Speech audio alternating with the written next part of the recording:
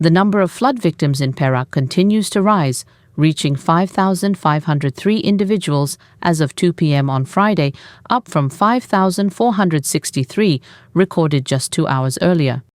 A State Disaster Management Committee spokesman said 1,663 affected families are currently housed at 46 temporary relief centers across 6 districts: Larut, Matang and Selama, Manjong, Perak Tengah, Bagan Datok, Hilir Perak, and Mualim.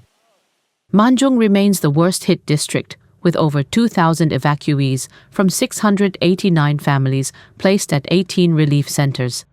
This is followed by Perak Tengah, which is sheltering more than 1,000 individuals from 407 families across 9 centers.